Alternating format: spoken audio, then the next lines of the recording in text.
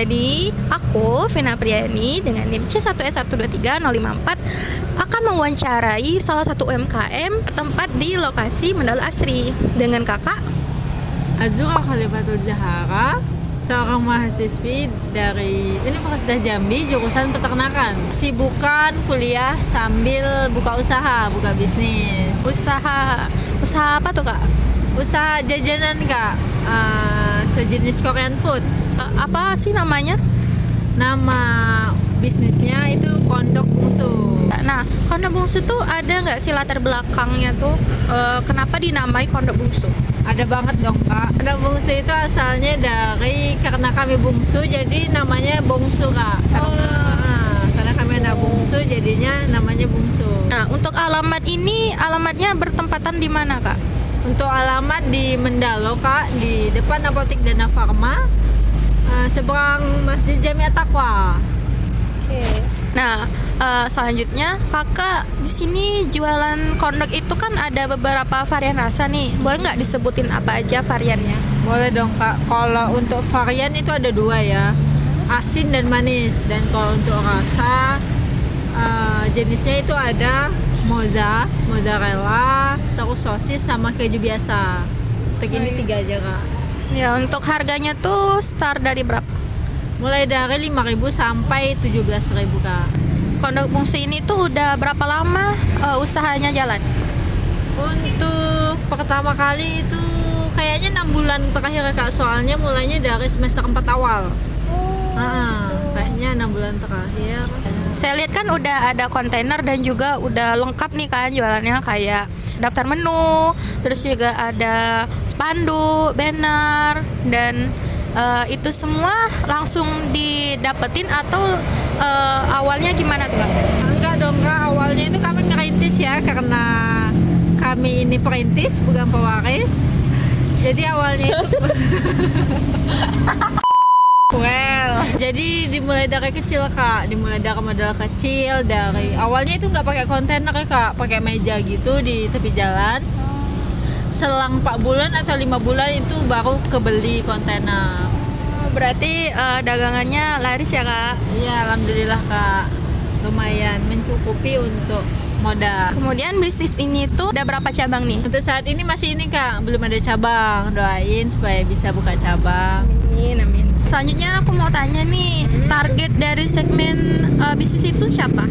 Untuk bisnis ini kayaknya wanita, lebih wanita, Kak. Mulai dari mahasiswa, anak-anak, sampai ibu-ibu itu kebanyakan pokoknya wanita. Kalau pria itu jarang, ada beberapa, cuman kebanyakan wanita. Oh gitu. Terus wanita itu tuh kebanyakan dari masyarakat sekitar atau dari kalangan mahasiswa yang lebih banyak beli di sini?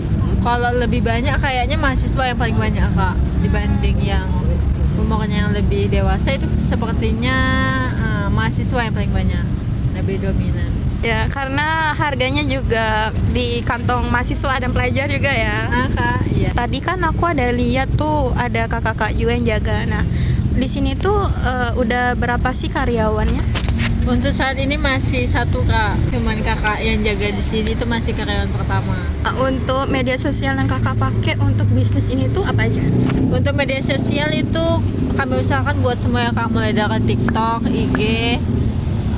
Kalau media sosialnya namanya itu Kondok Bungsu, Kak. TikTok dan IG itu sama, namanya Kondok Bungsu. Nah, dari beberapa media sosial itu mana sih yang paling banyak mendatangkan pelanggan? Di antara media sosial yang paling banyak yang mendatang itu kayaknya WA deh, Kak, dibanding IG atau TikTok, karena kan IG sama TikTok pengikutnya belum banyak nih. Jadi selain media sosial ada nggak sih aplikasi lain yang untuk pemesanan kondok ini? Ada dong, Kak. Untuk kondok ini kita sudah punya media lain, Kak, untuk pemesanan, yaitu Shopee Food dan GrabFood, Kak. Berarti bisa pesan online juga ya? Bisa pesan online bagi teman-teman yang malas keluar, bisa pesan online. Ya, di sini ya namanya, Ya, nanti linknya dicantumin. di Nah, untuk media sosial itu seberapa sering sih melakukan upload konten gitu atau postingan? Kami usahakan sesering mungkin ya, Kak. Kalau untuk buat konten itu 2 kali dalam seminggu, Kak. Pokoknya itu wajib minimal 2 kali dalam seminggu untuk ngepost di media sosial. Bicara tentang media sosial lagi nih, seberapa besar sih dampak dari media sosial ini untuk bisnis corn dog fungsi ini? Kalau untuk dampaknya kayaknya besar banget ya Kak, soalnya di media sosial kan banyak nih teman-teman yang sudah semuanya kata-kata menggunakan media digital. Nah kayaknya sangat berdampak Kak, soalnya banyak nih nanya-nanya dari WA atau media sosial lain di mana lokasi, terus dagangan apa. Apalagi kan ini dagangannya agak di pojok ya Kak. Jadi kalau mengandalkan yang lewat sepertinya kurang Kak. Jadi dibantu dengan media sosial itu sangat ngebantu banget. Untuk kedepannya nih, apakah akan terus menggunakan media sosial untuk berjualan dan untuk memperkenalkan produk? Kayaknya pasti ya Kak, soalnya semua nggak ada yang nggak menggunakan media sosial. Pastinya seterusnya sampai kapanpun kami bakal promosi lewat media sosial. Untuk yang memegang akun sosial media tuh siapa Kak? Untuk yang megang itu kami sendiri Kak. Yang buat konten itu yang kakak yang kerja di sini, kalau yang megang itu kami sendiri. Nah terakhir nih, aku mau nanya, apa sih pesan dari Kak Azura tentang UMKM yang tidak menggunakan media sosial untuk media promosinya tuh Kak? Untuk teman-teman ya yang belum menggunakan media sosial untuk media promosi bagi usahanya, dicoba deh, soalnya kan semua menggunakan media sosial nih.